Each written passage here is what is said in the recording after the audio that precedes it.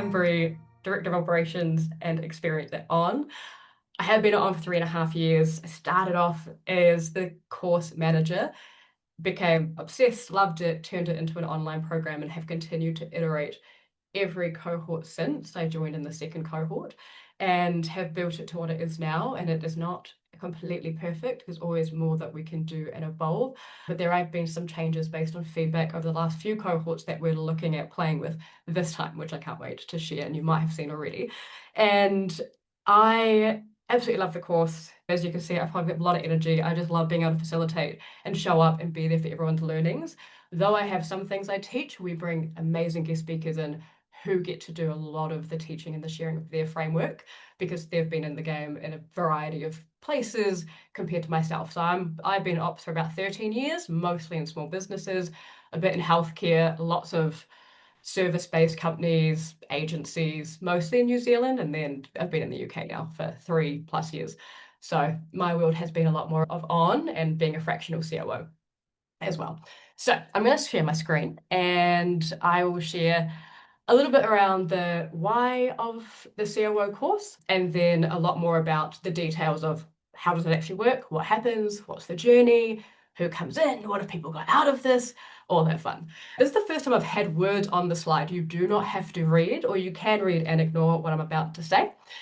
Ultimately, this kicked off because the three co-founders of On at the time were like, we want there to be something that's training focused for COOs, because they had gone through the journey of having to become a COO without any formalized training, or if there was a training, it would cost tens of thousands of pounds. And they went, great, how do we make something that's accessible, that's also more focused on the startup journey, now integrating a bit more of the NGO conversation too, as people have kind of told us what they want.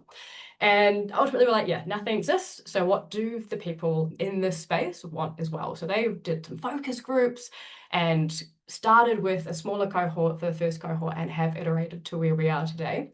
And ultimately, yeah, as I've got on the slide, ops leaders continue to figure it out alone. They were figuring it out alone. And it's, Sarah, you mentioned it, of everyone's looking at you and you're like, where do I get to look? Where do I get to learn? And so very much wanted to pull from amazing people who've been in the role for years and have learnt the hard lessons that it is to be a COO and are continuing to learn that. So we have the COO speakers who are currently COOs, have been, and now train up COOs, maybe they're CEO of a company, or are experts in what they teach. So we want to reduce the failure that companies are going through and really focus on also how the COO role is a lever, because we're probably still seeing companies out there who don't even have a COO who could really utilize it to strengthen their company and make sure it's growing into that future. Okay, that's a little bit about the why. Yes, and obviously people keep signing up, so obviously showing us something is needed and that we're providing something of value. All right, what we cover. There are the different competencies that we have seen that startups and scale-ups need. Now, this isn't everything, right? We don't go into serial point legal necessarily. We don't go into horizontal deep dives. Vertical deep dives, this is horizontal. We don't go into vertical deep dives into every tiny little element of an organization. We focus on if someone is cohesively guiding or like how a company runs, it is the COO who guides this. And what do people need to know? What are those guiding principles? What are the frameworks that can help excel in that space? So I have missed, this should say your role in, it says your role in managing up to the CEO. So we've got those strong arms and legs. How are you actually being that leader that the company needs? Relationship with the CEO, relationship in the exec team, and also role as a manager. So it's very kind of that people-focused work. We've got strong voice. This is a less around this very specific direct reporting that you have, but focused on how is the communication happening internally in the organization itself and externally, especially if you have a board or VIP customers. This one is always interesting because not everyone feels like it's relevant to them. Maybe you don't have a board or specific VIP customers. So we do iterate it in ways so everyone can get something from it, because no matter what, your company's going to have you talking to someone. Strong core. This is a fun part that we get to play, which is that data side, making sure that the company is actually thriving. What data do you need to track? How do you understand that performance of your people and ensure that people understand how they need to perform? We've got risk management and people ops and customer ops. This is the first time we're looking at playing with bringing it into the course. We recognize these are huge topics on their own, so we've never felt comfortable enough to bring them fully into the course, but we're testing it in a stream week this time. Then strong head, this is the where are we going and how are we going to get there? That's strategic and operational planning. Org design, who do we need to get us to where we're going? Who do we not need to get us to where we're going? And financially, what do the budgets look like? How does a COO role look like when you have a CFO? This one is always fun because people think they have to practically be an accountant when they're working as a COO. You really don't. You don't have to have all the financial knowledge.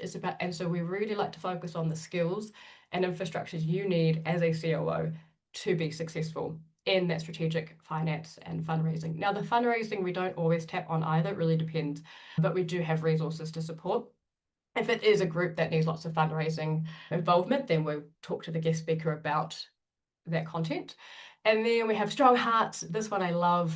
It really starts with you. If we don't get to put on our own oxygen mask, how can we support a thriving company and other people who thrive? So that's very much going, who am I and how do I interact with people? So a bit of that psychology side, and really probably things you already know, but getting to stop and have an even deeper look at it and be like, why might there be friction in myself, in my role, with the people I work with, starting with you.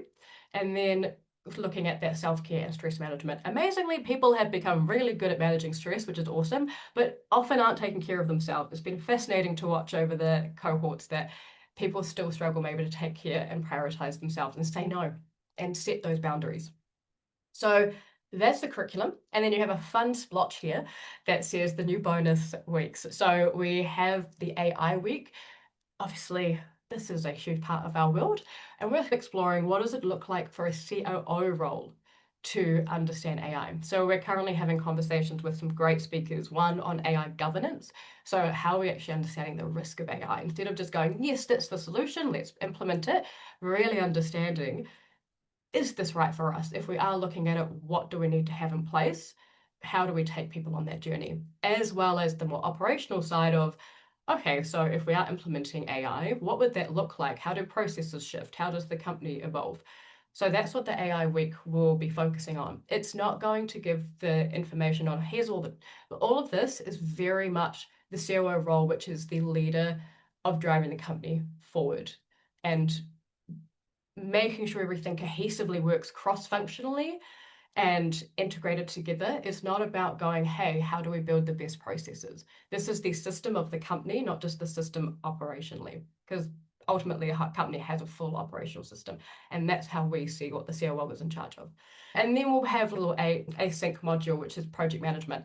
Every cohort, I've been asked pretty much to run an extra session on project management because that really integrates with strategic and operational planning. So we'll be looking at not like Prince 2, I don't have their infrastructures, but very much like in a fast moving company, what are the base infrastructures you need to run projects well and take people who hate managing tasks on that journey, very much including a lot of CEOs. They often don't want to have to worry about looking at tasks to tick off. All right, who's this for? It's for all of you, very much aspiring COOs. When we say that, it's more those who are VP of Ops and Head of Ops and Director of Ops and Chiefs of Staffs about to step into the COO role. Not just aspiring, I want this in 5 years, it's more, I want this in the next year, 6 months, year, 2 years, as well as first-time COOs. So some people might have been sitting in the role for a little bit, but still going, I feel like I'm wasting time, not sure, and I'm struggling, and the imposter syndrome is real. And that's who it's also for. Now, we predominantly focus on org size 10 people and up because their challenges are quite different to those under 10 people. But if people are seeing the org is actually going to start scaling, we welcome if you have less than 10 people as well. Here's a little bit of detail on past cohorts. So it's been a variety of countries from the UK is a country, across Europe, and we've got the States, Canada, and countries in Africa. And then various company stages. We predominantly go up to Series B, but have had a few companies go beyond that as well. Different industries, different company sizes, and as you can see, people from 2 years of ops experience to 20, What I love is there's always something to learn from someone, and taking on that beginner's mindset where sometimes learning something that you think you know and finding new ways of thinking and new infrastructures to put into place. All right. All right. You're doing a great job listening to all this information. Again, if you've tuned out, no problem. The recording will be here to come back to, and the slides as well. So the format, roughly looking about 6 hours per week. Now, if you're someone like me who likes to spend 5 years doing a workbook, it might take longer. I love deep dive. Not everyone loves that. You don't have to worry about it then. So this is based more off the 3 hour live session and creating intentional time to do the pre-work. That's always really helpful before coming into the session and making the most of it. We have fortnightly accountability check-in sessions, so it might be about half an hour or 45 minutes every couple of weeks.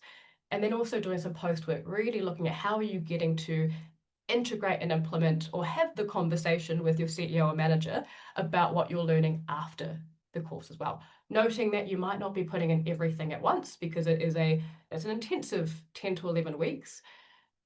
And often everything you learn can take a good year or so to actually implement with time. So please know that you've got to be kind to yourself on that journey. And we also have in here case studies.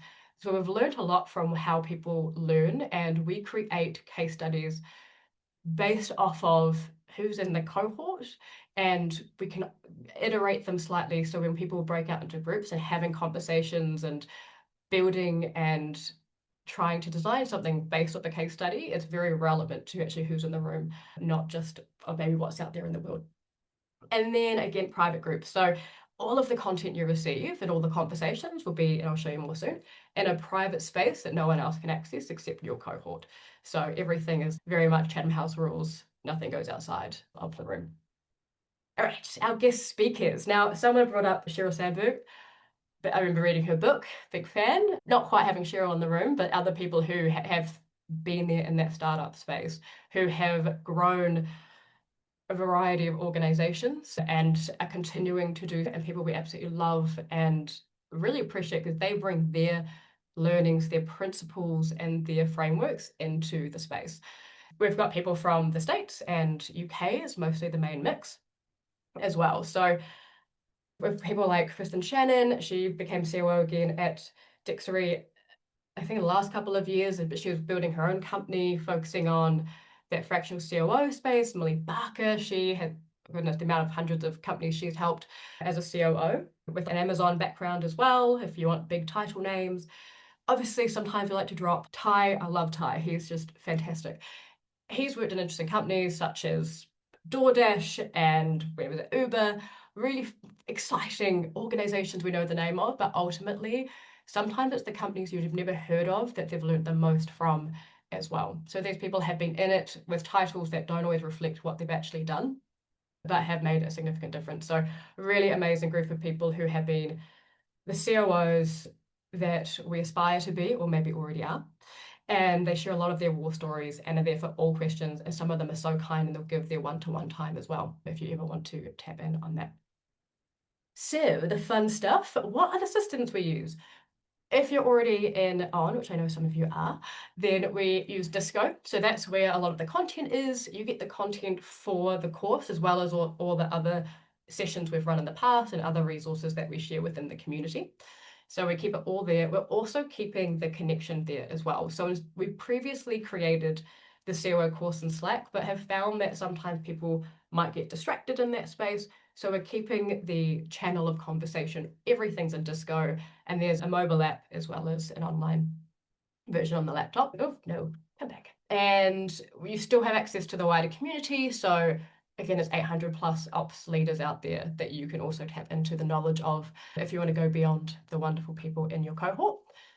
Live Zoom calls every week on now Zoom. We used to have Butter, which is what this picture is from. It was really funky. As a facilitator, one of the best tools I've ever used. Sadly, they closed down. So now we're on Zoom like this, but we try to keep it hyped with lots of emojis and lots of as much energy as one can muster on Zoom. But absolutely will bring the energy and joy. So that's where lots of the, yeah, as I've said here in the virtual, I'm pointing to a screen you cannot see, but we've got the guest speakers, the Q&A, the case study work, small breakouts, all of that happens within those live sessions.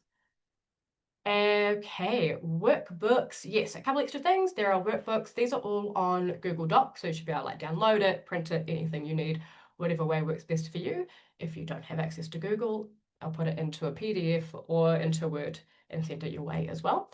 This is just an example of some of what the reflections look like and the frameworks put into the workbook for you to take on maybe what you've learned in the pre-work and then can prepare and bring into the session. Now, you don't have to do it. I just find it's often really helpful to get yourself thinking and reflecting. And some people did say that they were fascinated about the amount of reflection from the COO course rather than just sitting in a session and learning like a lecture.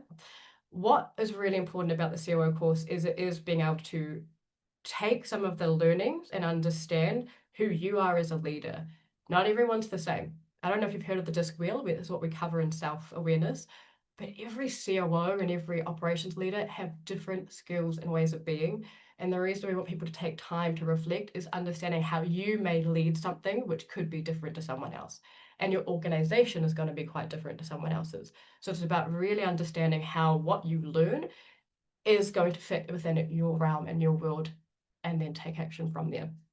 So we have those workbooks, and then you get to receive a certificate at the end once you've met the requirements. Okay. Feel free to drop any questions into chat if you like. I hopefully will be done very soon. Really helpful. Some people are like, but what does this actually look like? So zooming out for a second, this is the journey. So we have onboarding, that welcome and self-awareness, managing upwards and managing laterally, obviously that internal within the organization, strategic planning and org performance, very much like where you're going, how you're going to get there, how do you track all that you're successfully moving forward, finances, org design and resource planning, stream week.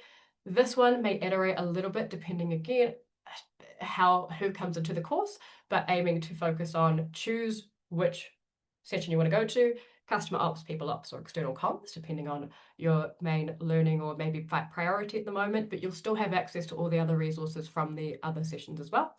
Risk and resilience and AI governance and efficiency with AI. And then we finish off with celebration and COO next step. So as you can see, plenty to cover in a short time. And if you miss anything, it's all recorded. So you can always come back to it and continue. We have people who are like, okay, I missed things, I'll come back to it. And then they start doing the course all over again in their own time and tap into the resource when it's right for them and what their company's focusing on. Also good to know that sometimes depending on speaker availability, the weeks may adjust, but these will still be the weeks that are happening. So a week in the life, we drop a module, you have the pre-work before the session.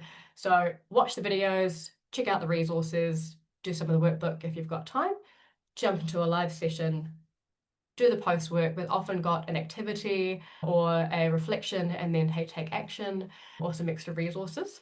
Stay connected. Biggest way to really get the value from this is to book one-to-ones with Charlene and myself. We have endless office hours, whatever you want, talking about whatever problems you have, infrastructures you want to learn, anything that maybe is not in the course, we can also dive into. And one-to-ones with those who are peers as well, being able to really make the most of the community you have in this smaller group. And we've got that one-to-one here, and then come from me, you'll hear from me. You'll probably be at the end, be like, Brie, I've had enough of all your messages, but I want to make sure you don't miss a thing. So that's what a week in the life is. And this is every week, right? Every week, this will be the journey you go through. And if you forget any of it, you don't have time, no problem. Coming to the call, I would always say, is probably one of the biggest things you want to make sure to make that you can make the most of, especially with the guest speaker times and learning from them and asking them questions. Okay, almost done. Outcomes. I'll send the slides so you can dive into this a bit more, but the biggest thing is we've seen folk get the COO title at a company they already worked for that they were aiming for. We've had people who joined the course they weren't employed at the time and they were wanting the skills to then get the job they want. And some of them became VP of Ops and now a COO in those roles that they were really, and the organizations that they were aiming to work in. We've found people who didn't want to go into ops anymore. They're like, actually, this is not for me. Good to know. Otherwise, I might have gone down the journey of being a COO and I never wanted that. And if we've seen someone like they have a passion for org planning, some people really focus on this is actually the vertical that I want to go down instead of that whole collective COO role. Again, imposter syndrome, lots of people come out going, actually, have a lot more to be confident in myself now. I'm having the conversations that I was afraid to have. I'm leading proactively. Every person has their own story to tell, and the people who put in the most are the ones who really get the most out of it. Testimonials, it's on our website. Lots of wonderful things people have said, so I appreciate them. I'm not going to sit on it too much, but you feel free to indulge and celebrate us later. Biggest, most important part is the next steps. If you haven't applied, no problem. It closes today, but because you're here, I'm like, I have a bit of an extension. We don't start till we have the onboarding week kicking off next Wednesday, but we don't have our first call till the 8th. So you can apply, I'll review, invite you to the invite you to join, and then you can secure your payment. Sometimes we're very open to payment plans, depending on what works for you and for us. And then sometimes we can just have a deposit down, and then we can talk about the payment plan as well afterwards. So there are different ways if you're like, no, I really want to join, but I have to have some conversations with the CEO or finance about how this looks. Sometimes we're like, great, put 200 quid down, secure your spot, join us, and then we'll work it out as we go. And if you've already applied, which I know some of you have, great, you have the link to sign up. Otherwise, as well, we can work on that payment plan. If you aren't able to do a full payment right now, we can send invoices, whatever you need to make it useful for you, and we're happy to help out. We do have the purchasing power parity. Now, I am unable to say on the top of my head what percentages are for whom. UK and the US don't have that. We have it's the full cost. But there are countries that if you click on the secure payment, it will open up into Stripe and it will automatically adjust based on your location.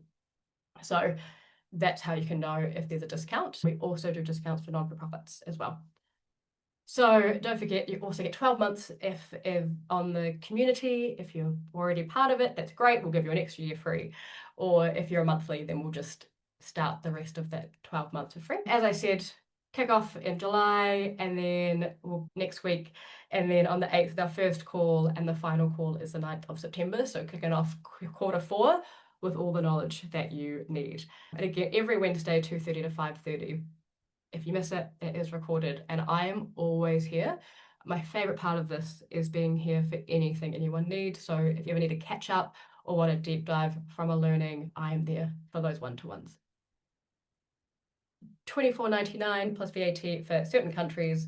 Again, yeah, discounts for non-profits, purchasing power parity. And that is it. And it always takes me so long. It's a lot of slides and a lot of words. So thank you for listening to all of that. I think it's covered most things, but it may be some burning questions as well. Oh, perfect. Wonderful. I will get back to Bill very soon. But all right, what else have we got? Any questions that are burning? I guess I've got 3 kids, which is another thing to do. I'm just thinking of summer holidays for me and timing, which is obviously my thing to manage, but there'll be 2 weeks of that while I'm away. And I'm just wondering whether you think that's an issue or whether, Not a different cohort would be better or whether it would be okay just to catch up.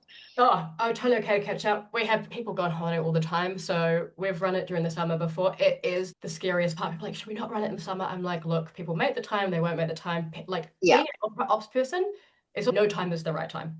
yeah, Like it's always hard to make the time. completely true. No, we had people who went away for 2 or 3 weeks in the last cohort, and we hadn't hit summer yet. So Sarah, no, you can join a call if Okay. you're like, I need a break from the kids. You can join the call. Yeah. You can be like, I'm having chill out time. Just catch up when you're back. And when I edit the calls, it's only about 2 hours to catch up on because you don't have the breakout sessions. Yeah. So then Cool. you're like, you can, and I put an audio version in. So if you want to instead just listen to it and you're going for a walk. Amazing. So there's different ways to learn afterwards. And if you don't get round to it during this time, you can come back to it later as well. So no, all good. Thanks for asking about that. Exciting with the kid. I hope you're going somewhere really exciting or having some We're really going to Turkey, which is not necessarily exciting, but it will be very nice. Nice hotel and very nice, I'm gonna say, as someone who's from New drinks, Zealand, food. anytime anyone's like anywhere in Europe is always Yeah, exciting. it will be Rose-tinted nice. glasses. I'm excited. I'm excited for the break for sure. Excellent. Thank you so much. All right. Any other question? Yeah, Joe, perfect. Do you have any insight yet as to when the next course will be, roughly? Yes, that was a good question. Y'all did ask that. So unfortunately, We don't know. We're going to have a hiatus for a bit. It could be next year. It might be later. I don't even know if it's going to look exactly the same. So we're taking, now it will be about 9 cohorts in almost 4 years of running it. We're going to take some time to actually look at all the feedback collectively, understand what's that market looking at right now? What do people actually need? Is this still serving what people want? As hard as I think, yes, like I love it. But no, this is in the way it currently is with what we're offering. This will be the known current end like last time we're doing it. Yeah.